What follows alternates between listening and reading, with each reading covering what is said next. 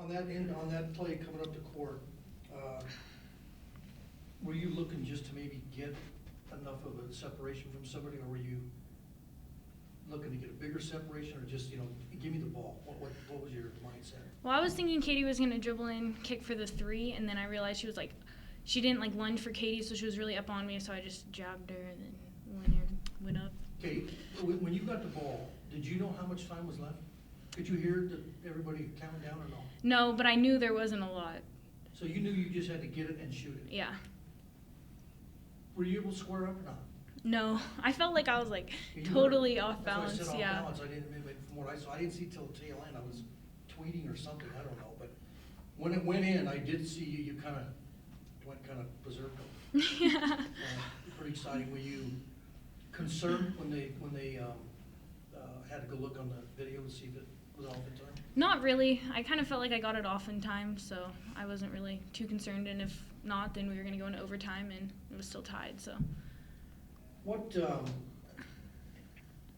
kind of talk a little bit about what I asked Cammie when we started, down 11 with 5-something to go.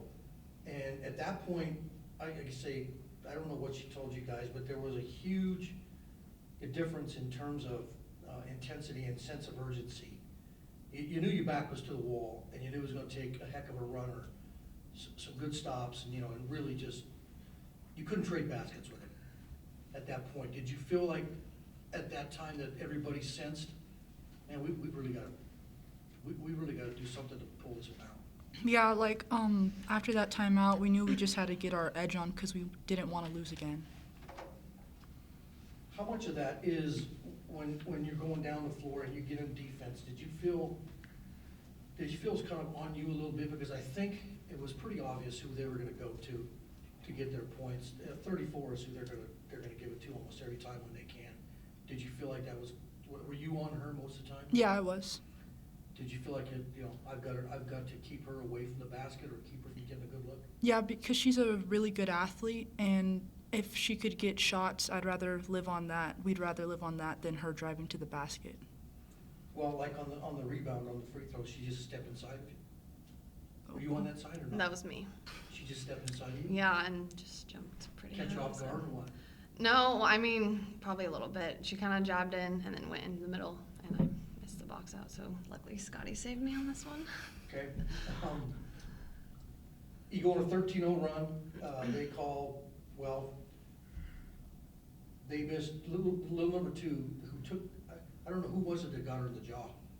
Oh, yep. Wow. She took a shot. I don't know if it wasn't intentional, but she took a pretty good shot in the jaw. Yeah. And then came back and had some big baskets for them. She missed a one from about 15 feet that counted. You pulled the rebound down. That was, you guys were leading 62-60. And then they come down the floor and they fouled Savannah. You missed the first one. Mm-hmm. And then did you feel a little pressure to hit the second? Yeah, definitely. Okay, well then it's 63-60, which really is a little more of a comfortable lead. But during that stretch, like I say, it ended on a 16-3 run. Did you feel like could you feel just the momentum and the everything switch to your favor all of a sudden? Any of you? Yeah, definitely. We had so many players make really huge plays to get us back into the lead. We just went down in the third quarter. It came off to a weird start, a lot of timeouts and Right. stopping the game. So I think that just got out of our flow. And then once we got on the run, obviously their 3 points were huge 3 points, but yeah, definitely felt the momentum going. Cammie talked about how you redesigned your shot over the summer. Mm-hmm. Go a little in. I'm going to maybe do a story next week on it, so go into some detail on that. What did you do? Basically, I was just shooting more with 2 hands. So Like an old-fashioned 2-hand. yeah. So she changed it. I had to wear this paddle. It looked like a pancake. That's what we called it. Really? On my left hand, and then I just shot and shot and shot with the pancake. Wrist action from your Yeah. hand, right? Forever. And then it was no threes at all, just really close shots. And then Okay, so do you feel like, because I'm watching your shot, you still feel like you're doing a push shot instead of a more than a set shot? Do you feel like when you're on the perimeter, are you shooting a little different than when you're shooting free throws or not? yeah, I think my free throws are way more consistent, and how it's supposed to be, but like my three's still not all the way there as like I want it to be. That'll be like next summer I'll like change that, but yeah, definitely just when I'm like in the game I'm kind of like just like shoot it like out of like rhythm, but definitely my like my free throws are more like the form that it's supposed to be. How many times do you think you shot it this summer, just Braxton that? Like I don't know, like Thousands? like 200 shots a day probably, at least, like form shots. Were your wrists and arms tired? Sometimes. Yeah. Where'd you do it, in here or in the gym? Yeah, just in the gym. And it's wearing that paddle on your hand? Yeah, I finally like graduated from the paddle though, so that was good. So you put the paddle away after a while? Yeah.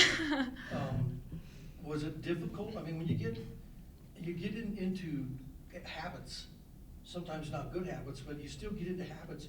It's hard to change. Was that hard to change? It definitely Had anybody ever was. told you before you needed to change that? Not really. People had changed like my footwork in my shop, and not like the form really of like my hands. So. Who originally told you that you need to change the way you're shooting that? Coach E in my exit meeting last year. Really? Yeah. So she told you. What'd you think when she said you're going to change the way you shoot? Just yeah, Coach, I'm going to. I don't think you have much. Yeah. That's a lot of time spent trying to change something that you've probably been doing from when you were, a lot younger. Now, do you have to think about it, or was the way you're shooting just automatically clicked in?